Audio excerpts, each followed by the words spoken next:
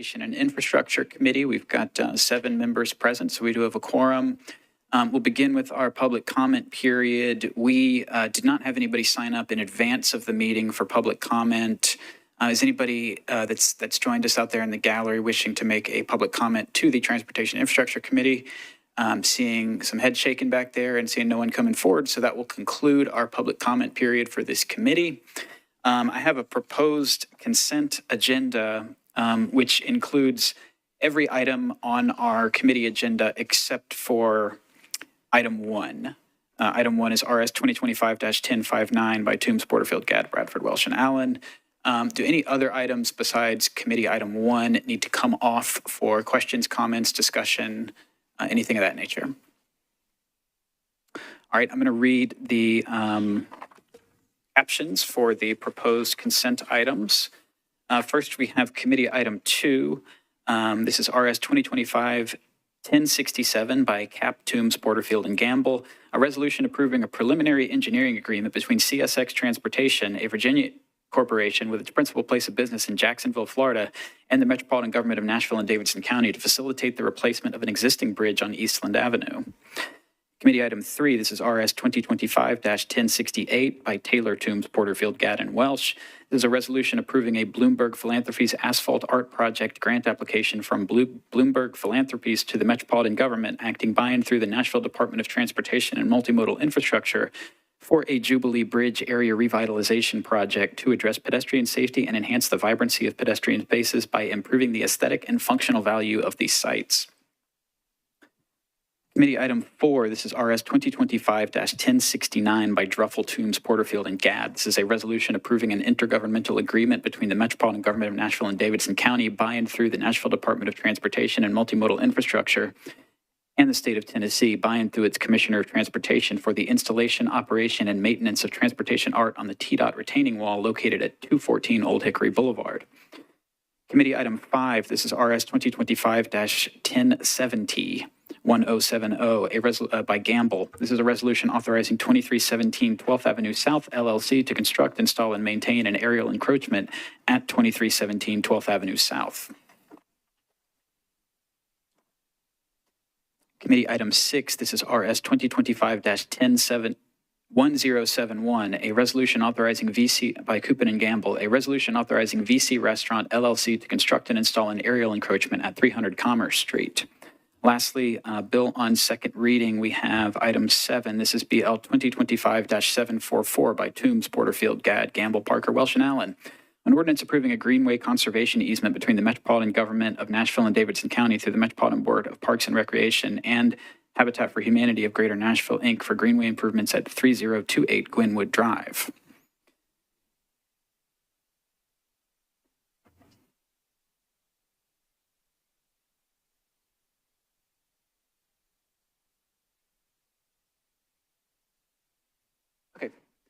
So I'm being told that on item 2, that's going to need a deferral. Is that going to need a 1-meeting deferral? Is that sufficient? So we're going to pull that off of our consent calendar. So we've got items 3 through 7 remaining on our proposed consent agenda. Does anything else need to come off of the proposed consent agenda for questions, comments, discussion, anything? Seeing none, could we please get a motion on the proposed consent agenda? All right, properly moved and seconded. Any discussion on the proposed consent agenda? Seeing none, we will go to a vote. All those in favor, please say aye. Any opposed? Any not voting? All right, recommend approval of the consent agenda. 7 in the room. Thank you.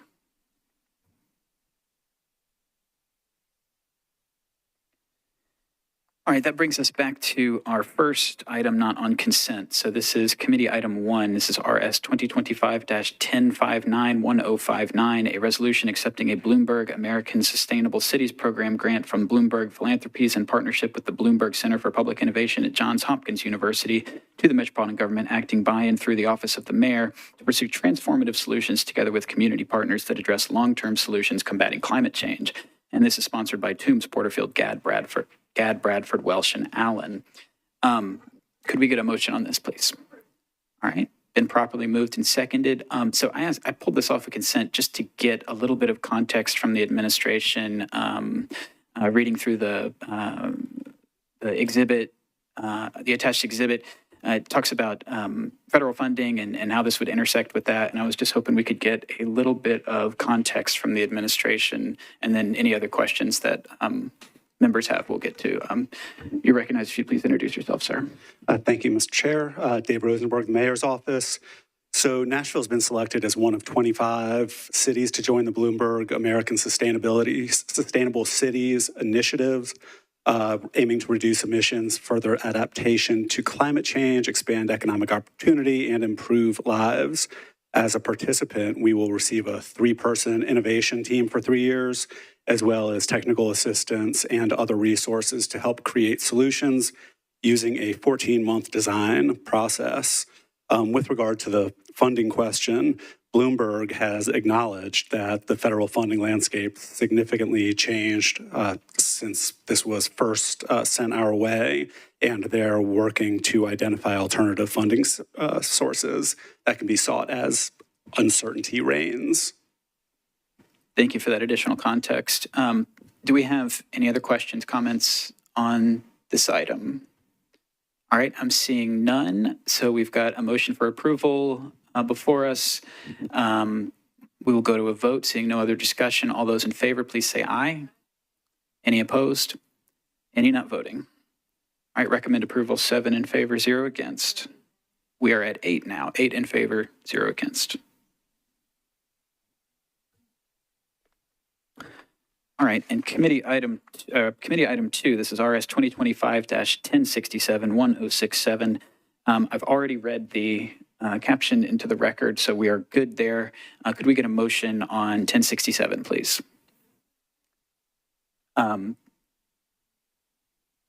We need a deferral motion on this at the request of staff.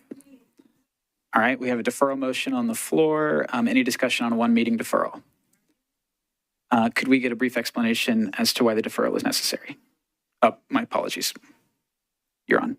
The Planning Department and Planning Commission has 30 days to review, and we have not gotten a letter from them approving the mandatory referral. Any further questions? All right, seeing none, we've got a recommendation of a 1 meeting deferral before us, so we will go to a vote. All those in favor of a 1 meeting deferral, please say aye. Any opposed? Any not voting? All right, recommend a 1 meeting deferral, 8 in favor, 0 against. So last on our agenda, we've got chair report and updates. Y'all, a lot of you will recognize the date today. It's the 5th anniversary of the devastating tornadoes that went through lots of parts of Tennessee, but specifically East Nashville and further east in the county, North Nashville, 5 years ago, March 3rd. Incredible amount of destruction, a couple of fatalities, which were unfortunately residents of District 5, though their injuries were not sustained in District 5. They were constituents of District 5. And, that was maybe the most difficult thing that you could possibly spring on a first-term council member. You feel the shock, and then you look on social media and you see sites throughout your district, photos of destruction, and you have no idea how bad it is. And you get down there, and it was very bad. But the departmental response was really robust. NES, NDOT, NPD, fire, everybody got out there and really did a lot to improve the situation. I wanted to just make a note and thank all the just members of the public who came together to help out neighbors at that time. And I would like to suggest that each of us, especially the district members, plan ahead for these terrible scenarios. You don't have to go overboard. You don't need a warehouse of supplies, but know who the folks are in your district who have the chainsaws, have the trash pumps for when basements flood, know where to get gloves and masks when you need them quick. When these things happen, there is a big coordinated response with FEMA and with Metro.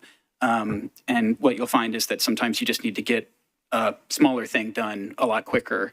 And knowing some folks in your community who can help out with that type of thing is really beneficial. Having those contacts ahead of time so that when a disaster strikes, you're not trying to build the network, you're leveraging your network. And that can be very informal, it can be formal. You can handle it however you like, but it is very handy to have some folks that you can call on in these situations. Like I said, maybe the worst feeling of my public service was realizing what was happening in our community. Some of the best experiences I've had were being able to help people after that disaster. And so you can lean on your constituents and your neighbors to help make that happen when these cases arise. Looking forward, a few weeks ago, we passed a resolution kind of outlining an engagement structure for these committees and the Transportation Improvement Program Plan folks.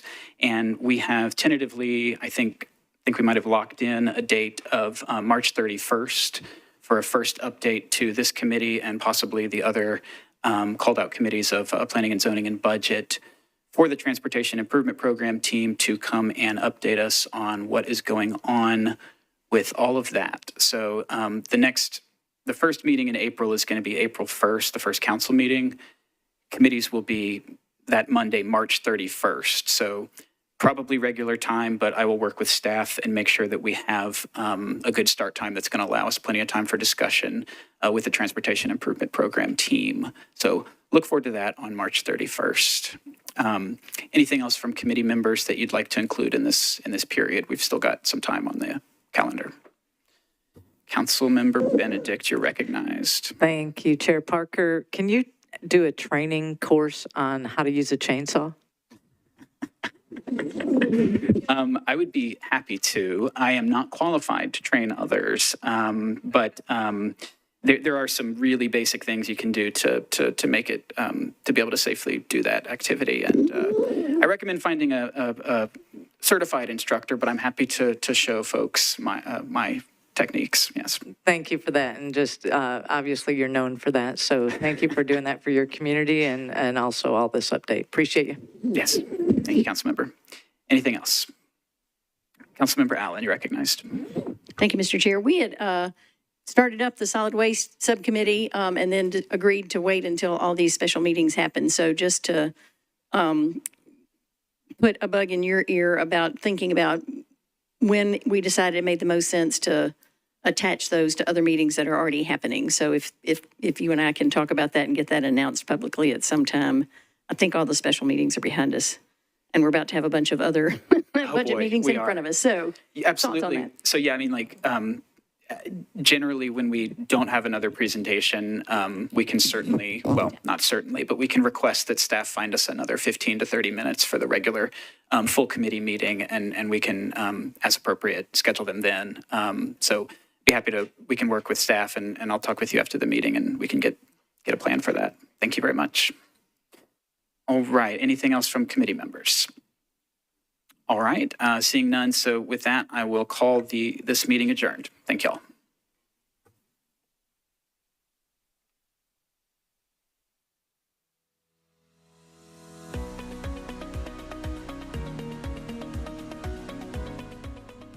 This has been a service of the Metro Nashville Network. If you would like to see this presentation again, or for more information on this and other programs, visit nashville.gov.